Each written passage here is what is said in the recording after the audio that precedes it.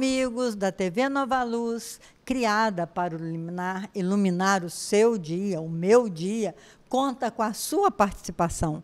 Acesse o site www.tvnovaluz.com ou vá diretamente ao YouTube para ver a palestra da sua preferência. Agradecemos muito, muito mesmo a participação de vocês com as perguntas enviadas, porque são motivadoras e nos ajudam a crescer. Nós as respondemos via o WhatsApp da TV. Recordamos que o primeiro livro da codificação, o Livro dos Espíritos, foi publicado em 1857. O segundo, Livro dos Médios, 1861. O terceiro, o Evangelho segundo o Espiritismo, em 1864. O quarto livro, O Céu e o Inferno, em 1865. E o último, A Gênese, em 1868.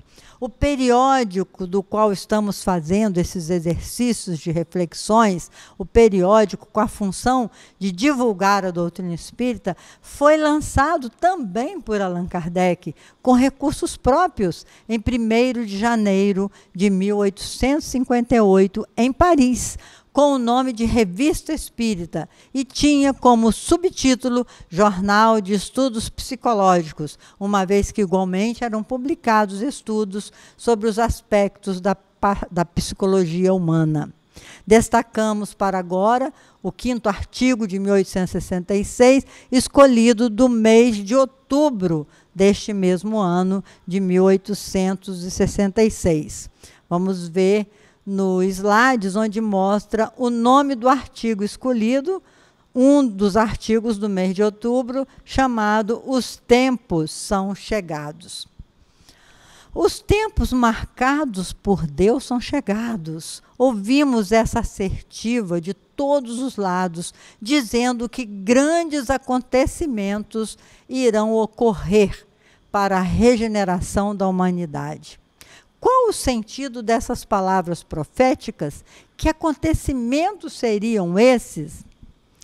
Para os incrédulos, não tem a menor importância. Aos seus olhos, não passam de expressão de uma criança pueril e sem fundamento. Para a maioria dos crentes, elas têm algo de místico e de sobrenatural que lhes parece ser uma previsão da perturbação das leis da natureza. Essas duas interpretações, diz Kardec, são igualmente errôneas. A primeira, por implicar na negação da providência divina, onde os fatos realizados provam que nada acontece ao acaso.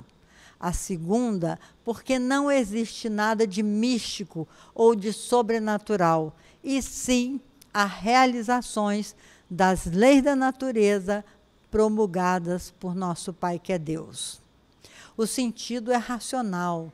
Tudo é harmonia na obra da criação. Tudo revela uma previdência que não se desmente nem nas menores, nem nas maiores coisas. Vamos ver no slide 2, a lei do progresso. Tem um desenho que nós tiramos no Google Imagem, né? Nós começamos simples e ignorantes, imperfeitos, bons, naquela classificação de Allan Kardec, até alcançarmos a perfeição. Se a nossa época está marcada pela realização de certas coisas, é que elas têm a sua razão de ser na marcha geral do conjunto. Isso posto, diremos que o nosso globo, como tudo o que existe, está submetido à lei do progresso. Progride fisicamente pela transformação dos elementos que o compõem. E moralmente pela depuração dos espíritos encarnados e desencarnados que o povoam. Esses dois progressos, ou seja, o progresso físico e o progresso espiritual, seguem e marcham paralelamente, porque a perfeição da habitação está em relação com a perfeição do habitante. Fisicamente, o globo sofreu transformações constatadas pela ciência e que sucessivamente o tornou habitável por seres cada vez mais aperfeiçoados. Moralmente, a humanidade progride pelo desenvolvimento da inteligência, do senso moral e do abrandamento dos costumes. Ao mesmo tempo que se opera a melhoria do globo sobre o império das forças materiais, os homens a isso concorrem pelos esforços da sua inteligência, saneiam as regiões insalubres, tornam mais fáceis as comunicações e tornam a terra mais produtiva. No slide 3, vamos ver mudanças mais bruscas que acontecem. Esse duplo progresso se realiza de duas maneiras, uma lenta, gradual e insensível, outra por mudanças mais bruscas, em cada uma das quais se opera um movimento ascensional mais rápido que marca por caracteres distintos os períodos progressivos da humanidade. Então, quando ocorre aí um tsunami, quando a gente vê aí na foto, tem uma razão de ser para que ocorra isso. O objetivo da humanidade é o progresso, não obstante aconteça a marcha retardatária de algumas individualidades. Eis porque o movimento progressivo, algumas vezes, é parcial, isto é, limitado a uma raça ou uma nação, e outras vezes é geral. O progresso da humanidade se efetua, pois em virtude de uma lei, que é a lei do progresso. Tudo quanto seja efeito dessa lei é o resultado da vontade de Deus, não de uma vontade acidental e caprichosa, mas de uma vontade imutável. Vamos ver o slide 4. Os tempos são chegados. Quando a humanidade está madura para transpor um degrau, pode-se dizer que os tempos marcados por Deus são chegados, como se pode dizer também que em tal estação os frutos ficaram maduros para a colheita. Pelo fato de um movimento progressivo da humanidade ser inevitável, porque está na natureza, não se segue que Deus a isso seja indiferente e que depois de ter estabelecido as suas leis, tem entrado em inação, deixando as coisas irem sozinhas. Claro que isso não acontece. Deus vela incessantemente pela execução de suas leis, e os espíritos que povoam o espaço são os seus ministros, encarregados dos detalhes, conforme as atribuições relativas ao seu grau de adiantamento.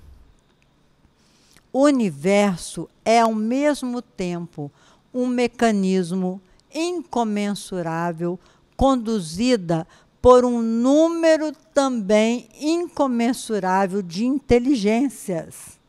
É muito grande, meus irmãos.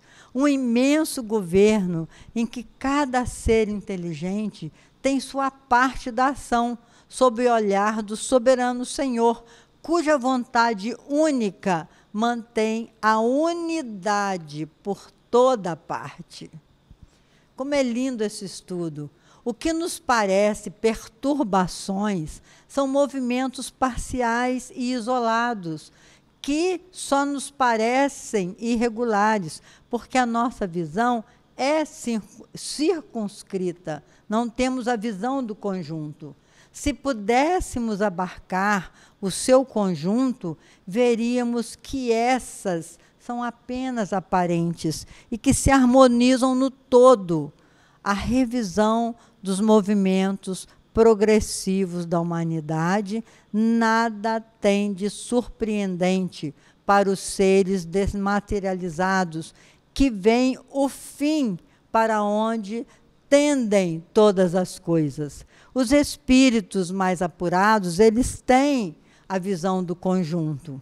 Alguns espíritos possuem o pensamento direto de Deus e, pelos movimentos parciais, percebem o tempo no qual poderá realizar-se um movimento geral, tal como se julga previamente o tempo necessário para uma árvore dar frutos. Olha que interessante a comparação que faz Kardec, mas certamente nem todos os que anunciam tais fenômenos, tais como os autores de almanaques que predizem os eclipses e as marés, essas pessoas não estão em condições de fazer os cálculos necessários. Não passam de ecos, assim como há espíritos secundários, cuja vista é limitada, que apenas repetem o que os espíritos superiores lhe permitirem revelar. Então, o que nós temos recebido, meus irmãos, são ecos de uma verdade que certamente vai acontecer. A caridade, vamos ver no próximo slide, a caridade, a fraternidade e a solidariedade. Por sua inteligência, os homens chegaram a resultados surpreendentes em relação às ciências, às artes e ao bem-estar material. Resta-lhes ainda uma imensidão a realizar. É fazer reinar entre si a caridade, a fraternidade e a solidariedade para assegurar o seu bem-estar moral. Já não é apenas o desenvolvimento da inteligência que se faz necessário aos homens, mas também a elevação do sentimento. E, para tanto, é preciso distribuir tudo quanto neles excitar o egoísmo e o orgulho. Não é distribuir, é destruir o egoísmo e o orgulho.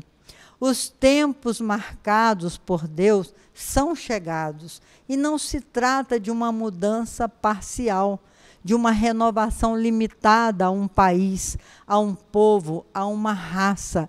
É um movimento universal que se opera no sentido do progresso moral. Uma nova ordem de coisas tende a se estabelecer. A geração futura, desembaraçada das escórias do velho mundo e formada de elementos mais depurados, achar-se-á animada de ideias e sentimentos completamente diversos da geração presente, que desaparece a passos de gigante. O velho mundo estará morto e viverá na história, como hoje os tempos medievais, com seus costumes bárbaros e suas crenças supersticiosas, ficaram lá para trás. Vamos ver no slide 6. As leis de Deus estão inscritas na consciência. Depois de haver, de certo modo, esgotado o bem-estar material, que é produto da inteligência, chega-se a compreender que o complemento desse bem-estar não pode estar senão no desenvolvimento moral. Mas uma mudança tão radical quanto a que já está acontecendo não se realiza sem comoção. A luta inevitável entre as ideias.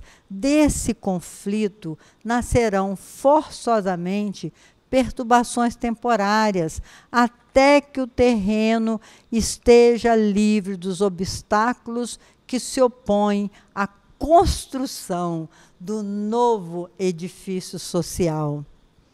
É, pois, da luta das ideias que surgirão os graves acontecimentos anunciados e não de cataclismos ou catástrofes puramente materiais.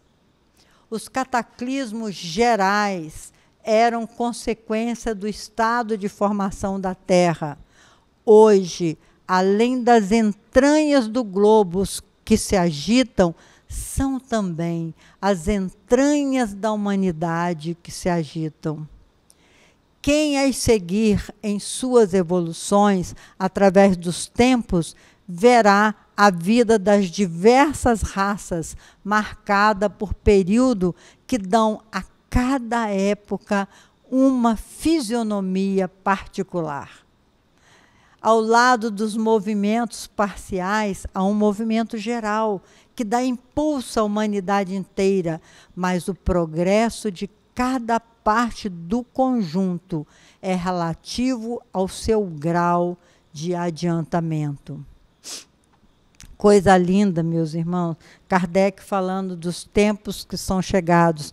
Analogia com uma família. Ele faz uma analogia. Tal seria uma família composta de vários filhos, dos quais o mais jovem está no berço e o mais velho com 10 anos, por exemplo.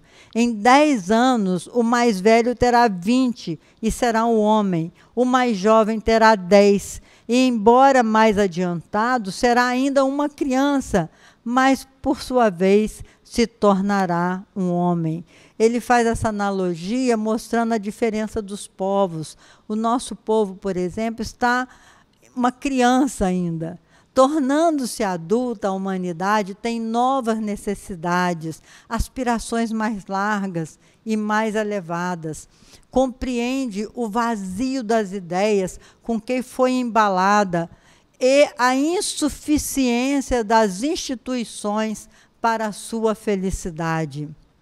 Como dissemos, a marcha progressiva da humanidade se opera de duas maneiras. Uma gradual, lenta e insensível, que se traduz por sucessivas melhoras nos costumes, nas leis, nos usos, e não se percebe senão com o tempo. E a outra por um movimento relativamente brusco, rápido, semelhante a uma torrente rompendo seus diques, que lhe faz transpor em alguns anos o espaço que teria levado séculos a percorrer. É então um cataclismo moral que em alguns instantes devora as instituições do passado e a qual sucede uma nova ordem de coisas que se assenta pouco a pouco à medida que a calma se restabelece e se torna definitiva. No slide 8, Kardec fala: acontece o mesmo com as diversas frações da humanidade. Os mais atrasados avançam, mas não atingem de um salto o nível dos mais adiantados. E é verdade. Quando você viaja, você vê a diferença de cultura e percebe a diferença também em estágios evolutivos. É que, com efeitos, homens novos, ou melhor, homens regenerados, surgiram. As ideias varridas pela geração que se extingue deram lugar a ideias novas na geração que se ergue. Estamos vivenciando esse período de transformação, ou, se quiserem, de crescimento moral que chegou à humanidade. Da adolescência passa à idade viril. Tempos de novas necessidades e aspirações. A humanidade não poderá mais ser conduzida pelos mesmos meios. Não mais se permitirá ilusões e sortilégio. Sua razão amadurecida exige alimentos mais substanciais. Na idade viril da humanidade, o ser sente que seu destino não está restrito à vida corporal. Eis por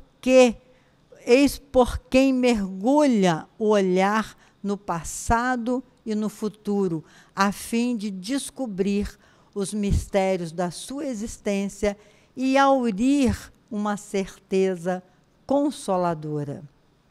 O Espiritismo, iniciando os homens nos mistérios do mundo invisível, mostra-lhes o seu verdadeiro papel na criação, papel perpetuamente ativo, tanto no estado espiritual quanto no estado corporal.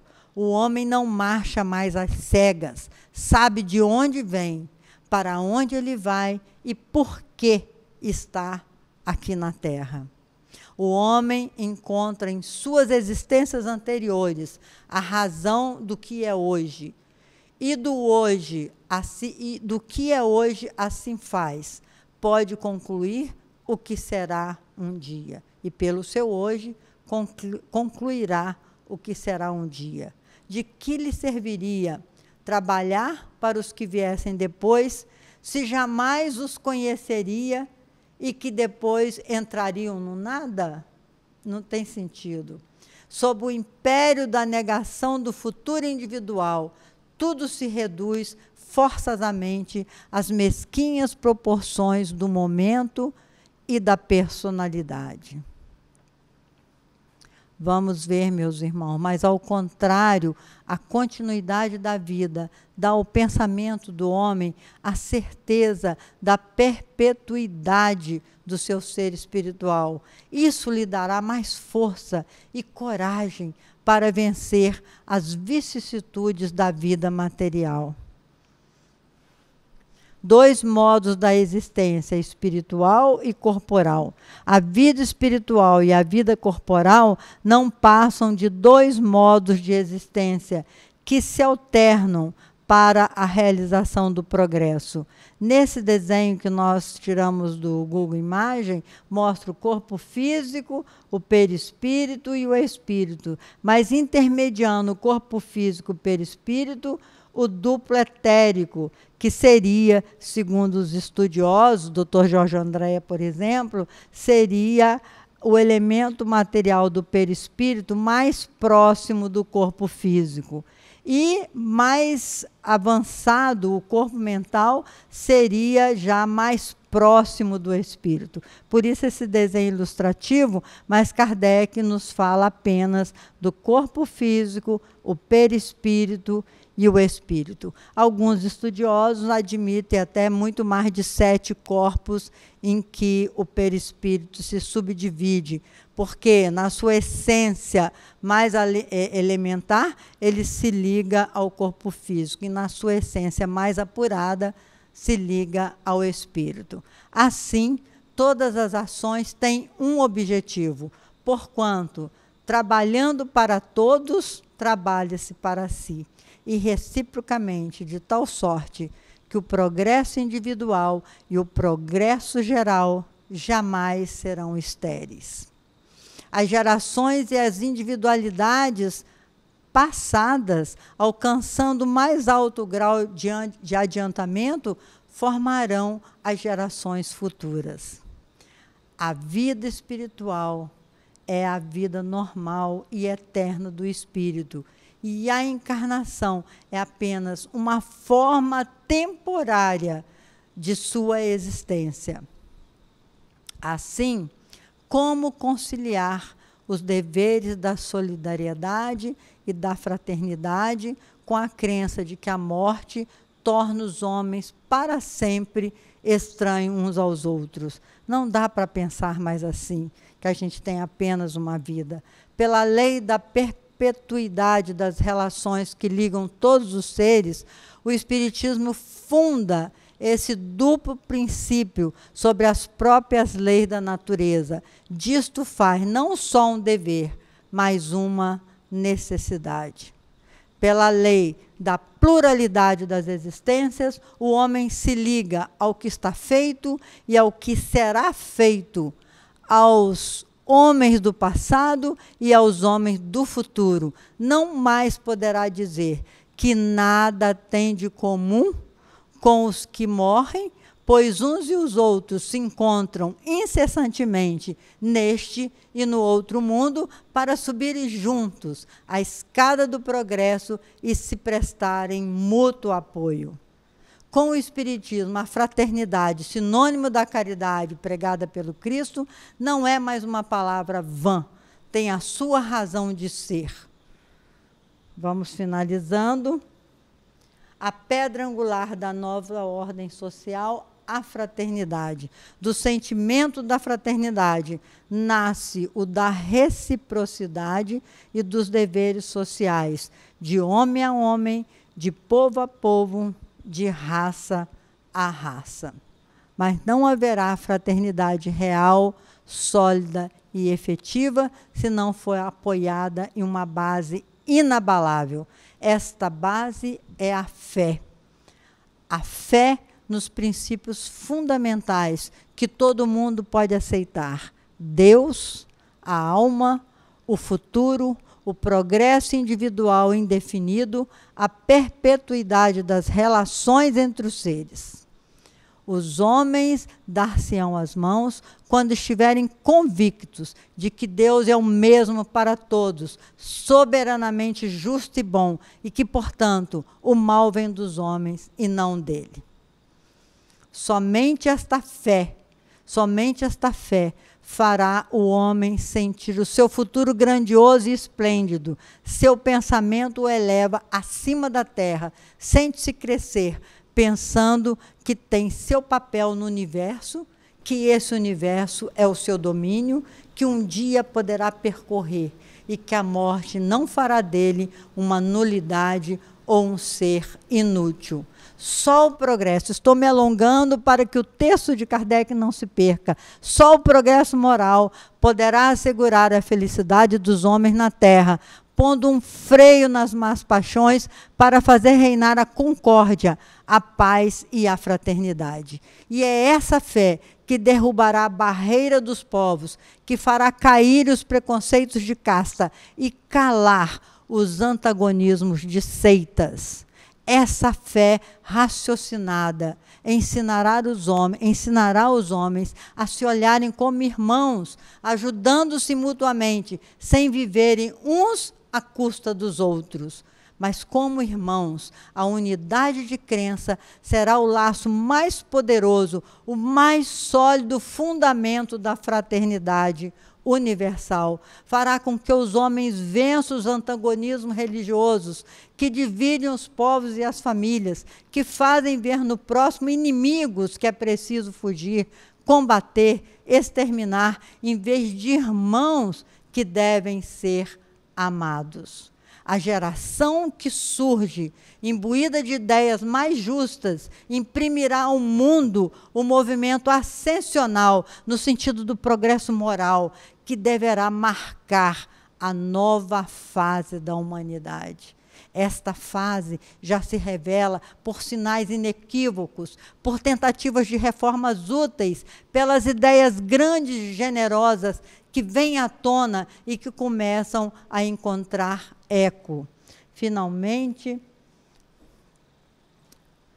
Espiritismo filosófico. Neste grande movimento regenerador, o Espiritismo tem um papel considerável. Não o Espiritismo ridículo, inventado pela crítica zombeteira, mas o Espiritismo filosófico, tal qual o compreende quem quer que se dê ao trabalho de procurar a amêndoa dentro da casca. Pelas provas que o Espiritismo traz das verdades fundamentais, preenche o vazio que a incredulidade faz nas ideias e nas crenças, torna conhecidas novas leis da natureza, dá a chave de fenômenos incompreendidos e problemas até agora insolúveis, e mata, ao mesmo tempo, a incredulidade e a superstição.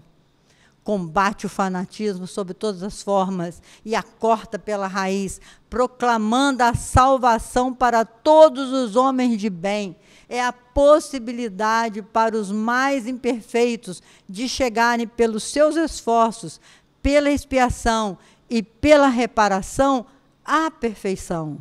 Fé inabalável, só o é a que pode encarar frente a frente a razão em todas as épocas da humanidade. Destrói o império da fé cega que aniquila a razão, da obediência passiva que embrutece. Respeita todas as crenças sinceras e não combate, senão a incredulidade, o egoísmo, o orgulho e a hipocrisia, que são as chagas da sociedade e os mais sérios obstáculos ao progresso moral.